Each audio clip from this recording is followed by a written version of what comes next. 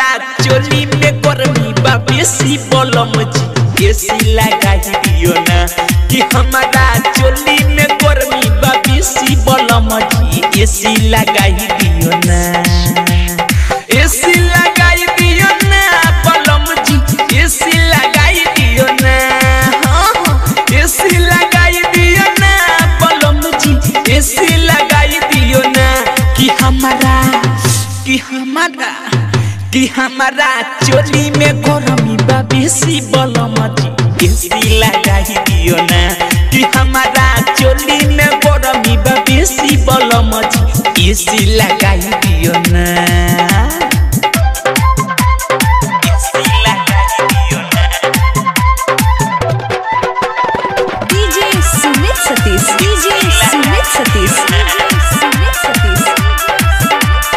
रेमा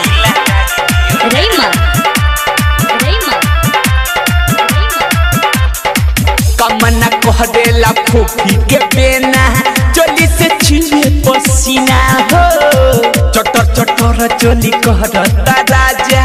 जोबन भइले फूल गेना हो ए राजा सुना ना आए हाय कमना कह देला फूफी के बेना चोली से छिले पसीना हो चटर चटर चोली कहता राजा जोबन भइले फूल गेना हो दुख मिटाई दियो ना बलम जी दुख मिटाई दियो ना दुख मिटाई दियो ना बलम जी दुख मिटाई दियो ना कि हमर दुनु जबन जाता सीटी बलम जी एसी लगा दियो ना कि हमारा चोली में गर्मी बा बेसी बलम जी एसी लगा दियो ना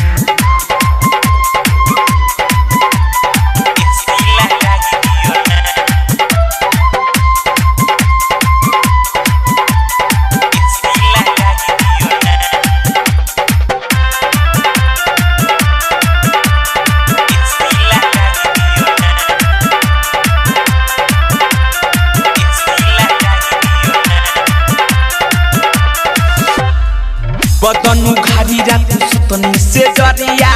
रहे ना होत बहरदास हो रात भर झेले के पड़ल परेशानी लगे अटक गइल साथ हो अरे माई रे मर गइल बदनु घारी रात सुतनी से डरिया होत ना रहे बहरदास हो रात भर झेले के पड़ल परेशानी लगे अटक गइल साथ हो टेंशन भगाई दियो ना बलम जी टेंशन भगाई दियो ना टेंशन भगाई दियो ना बलम जी टेंशन भगाई दियो ना कि हमर नाश होता लहंगा विदेशी बलम जी एसी लगा दियो ना कि हमारा चोली में गर्मी बा बेसी बलम जी एसी लगा दियो ना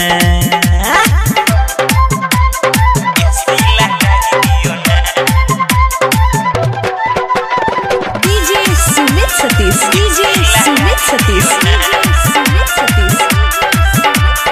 रेमा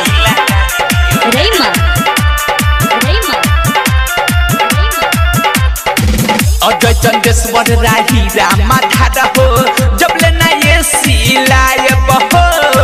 अग्नि में सुत के रतिया बिताइब सदिया पर सुते ना जायब हो अजय चंदेश्वर पढ़ी पेरे आज हो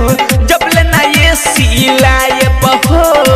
अग्नि में सुत के रतिया बिताइब सदिया पर सुते ना जायब हो होते बिहान नई घर चली जाई वापस ना आईब हो होते बिहान नई घर चली जाई वापस ना आईब हो कि हम तो सुने ना पाई पवलेसी बलम जी एसी लगाई दियो ना कि हमारा चोली में गर्मी बा बेसी बलम जी एसी लगाई दियो ना कि हमारा चोली में गर्मी बा बेसी बलम जी एसी लगा ही दियो ना, आज लगा ना दो। Diamond recording studio.